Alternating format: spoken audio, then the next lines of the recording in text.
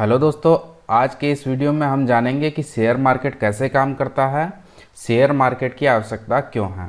तो दोस्तों, आप देख रहे हैं Tech Investing AI YouTube channel. तो दोस्तों, हमारे चैनल को सब्सक्राइब कर लीजिए, इस वीडियो को पूरा लास्ट तक देखिएगा। इसमें मैं आपको शेयर मार्केट के बारे में काफ़ी इंपॉर्टेंट इन्फॉर्मेशन देने वाला हूँ। तो दोस्तों, हम जानते हैं कि शेयर मार्केट कैसे काम करता है और इसकी आवश्यकता क्यों पड़ी हुई है। शेयर मार्केट एक जटिल प्रणाली है जो कंपनियों को धन जुटाने और निवेशकों को पैसा बनाने में मदद करती है। यह वह जगह है जहां खरीदार और विक्रेता सार्वजनिक रूप से कारोबार करने वाली कंपनियों के शेयरों को खरीदने और बेचने के लिए एक साथ आते हैं। शेयर बाजार निवेशकों को किसी भी कंपनी के स्टॉक या शेयर खरीदने की अनुमति देकर काम करता है, जिससे उन्हें कंपनी में मुनाफे में फ़ायदा होता है। जब कंपनी अच्छा करती है तो उनके शेयरों की मूल्य में वृद्धि होती है।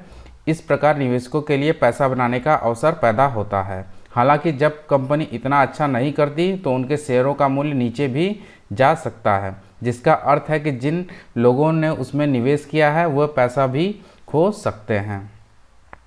शेयर बाजार में भाग लेने के लिए उन्हें सबसे पहले समझना होगा कि यह कैसे काम करता है और एक निवेशक के रूप में सफल होने के लिए उन्हें क्या करने की आवश्यकता है। इसमें यह सीखना शामिल है कि शेयर कैसे खरीदें, शेयर बाजार का उद्देश्य कैसे काम करता है और साथ ही इसका संचालन संरचना भी जाननी होगी। इन विषयों की समझ प्राप्त करके व्यक्ति शेयरों में निवेश करते समय अधिक सूचित निर्णय ले सकते हैं और संभावित रूप से आर्थिक लाभ प्राप्त कर सकते हैं। तो दोस्तों, अब जानते हैं कि शेयर मार्केट की आवश्यकता क्यों है। और तो कंपनियों के पास पैसे जुटाने के लिए महत्वपूर्ण स्थान शेयर बाजार भी है। इसमें कंपनियां अपने कंपनी का कुछ हिस्सा शेयर बाजार में आईपीओ जारी कर सकते हैं, जिसमें उन्हें हिस्सेदारी के बदले में पैसे मिलते हैं। इन पैसों को कंपनियों को वापस लौटाने की ज़रूरत नहीं होती है और कंपनियां पैसों का उपयोग अपनी तरक्की में ही करते हैं, न कि ऋण की रकम जमा करने में, जिसमें उन्हें वो पैसे देने ही होते हैं, पर साथ ही ब्याज भी देना होता है। इसके अलावा यदि कोई कंपनी पब्लिक हो जाती है तो उसके शेयर बाजार में ट्रेड शुरू हो जाता है, जिसके बाद कंपनी चाहे तो कभी भी अपने स्टॉक को बाजार में बेच सकती है, जिससे उसे आगे भी आसानी से पैसे मिल जाते हैं। हालांकि हर स्टॉक उस कंपनी के मालिकाना हक प्रदान करता है। इस कारण कंपनियां अपने कुछ ही प्रतिशत हिस्से को पब्लिक कर सकते हैं। ठीक है दोस्तों, अब दाम पर क्या प्रभाव पड़ता है। शेयर बाजार में किसी भी शेयर या स्टॉक के दाम को शुरुआत में कंपनी तय करती है, जिसके बाद लोगों द्वारा ट्रेड के द्वारा इसका दाम घटता और बढ़ता है। किसी भी स्टॉक का दाम कितना होना चाहिए यह आमतौर पर कंपनी के भविष्य में होने वाले लाभ और आसार के साथ साथ उस देश की महंगाई अर्थव्यवस्था पर भी निर्भर करती है।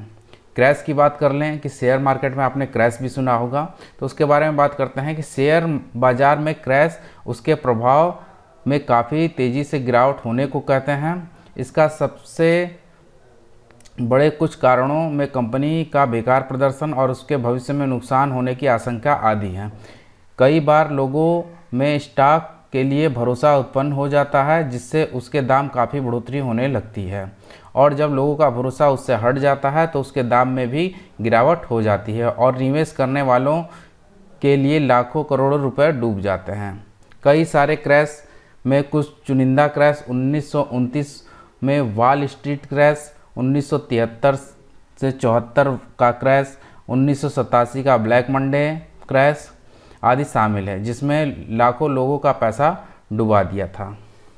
ठीक है दोस्तों, अब बात करते हैं कि आप शेयर कैसे खरीद सकते हैं या शेयर को कैसे खरीदा जाता है।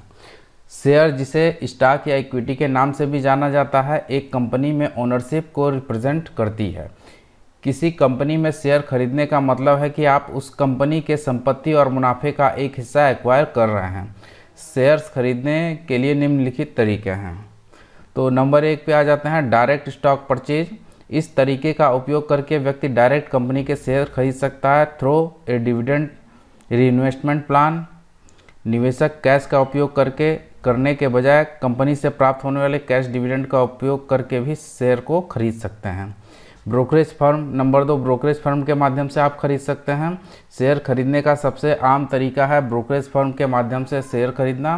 ब्रोकरेज फर्म खरीदार और शेयर के बीच का एक मध्यस्थ है या इंटरमीडिएटर है।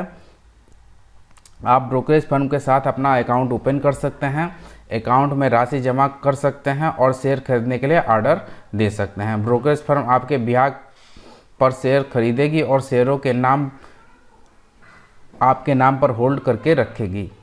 आप सिर्फ ऑर्डर देंगे। शेयर को खरीदने, बेचने और स्टोर करने का कार्य ब्रोकरेज फर्म करती है। उसके बाद आ जाते हैं नंबर 3 पे। आप ऑनलाइन ट्रेडिंग प्लेटफॉर्म के माध्यम से भी शेयर्स को खरीद सकते हैं। जैसे जैसे टेक्नोलॉजी एडवांस होते जा रही है, शेयर खरीदना बहुत ही आसान और सरल हो गया है। ऑनलाइन ट्रेडिंग प्लेटफॉर्म जैसे जीरोधा, एंजल ब्रोकिंग, रॉबिनहुड, ई ट्रेड, अपस्टॉक आदि प्लेटफॉर्म आपको अपने घर में बैठे बैठे ही शेयर खरीदने और बेचने की सहूलियत प्रदान करते हैं। आप एक अकाउंट ओपन करें जिसमें धनराशि जमा करके और शेयर खरीदने के लिए ऑनलाइन घर बैठे ऑर्डर दे सकते हैं। उसके बाद आ जाते हैं नंबर 4 पे। म्यूचुअल फंड और एक्सचेंज ट्रेडेड फंड के माध्यम से भी आप स्टॉक्स को खरीद सकते हैं।